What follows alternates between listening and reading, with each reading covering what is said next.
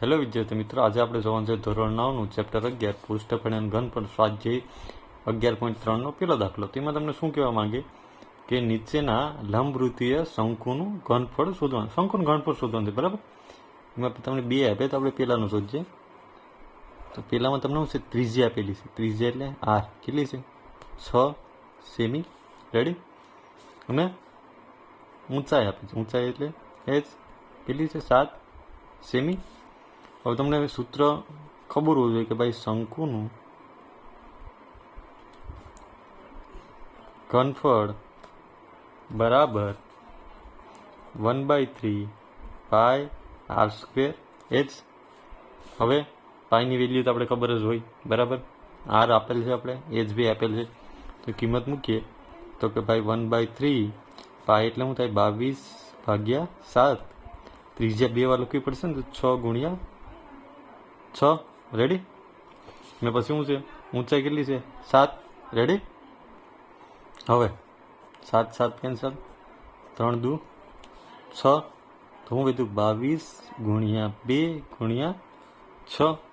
22 દુ 44 ગુણ્યા 6. હવે 44 ગુણ્યા 6 કરું, 100 4 24 વિદા પડી 1. 100 4 24 ને 25 ને 26 થઈ ગયા ને. સેમી ઘન આવશે ને, ઘન પડશે.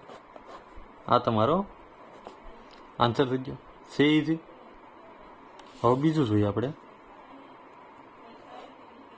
ત્રિજ્યા તમને આપેલ છે કેટલી છે? 3.5 સેમી.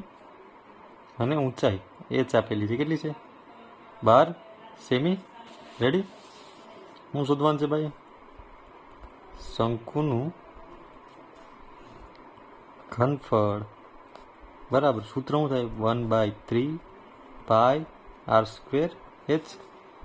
1/3 ના 1/3 પાઈ એટલે કે 22/7. આર એટલે 3.5 છે ને, તો આમ લખીએ કે 35/10. પણ કેટલી વાર? 2 વાર. અને એચ કેટલા આપેલ છે? 12.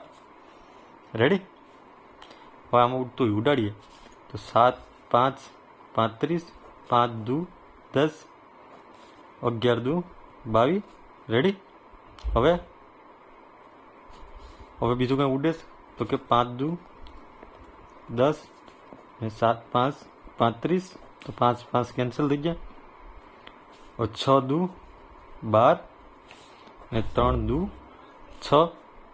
રેડી? સમજાઈશ ને? હવે આપણી પાસે વેધ્યું હું, એક તો 11, બીજું 7 ગુણ્યા બીજું 2 વેધ્યું. તો 11 ગુણ્યા 7 કરીએ તો 77 ગુણ્યા 2. તો 77 ગુણ્યા 2 કરો તો 7 દુ 14 વિદા પડી 1. 7 દુ 14 ને 15. માં આવશે સેમી ઘન. આ તમારો આન્સર થઈ ગયો. છે ઇઝી. સૂત્ર આવડતું હોય તો થઈ જાય, બરાબર. જો વિડીયો પસંદ આવ્યો હોય તો લાઇક એન્ડ સબસ્ક્રાઈબ કરતા ભૂલતા નહીં. Thank you.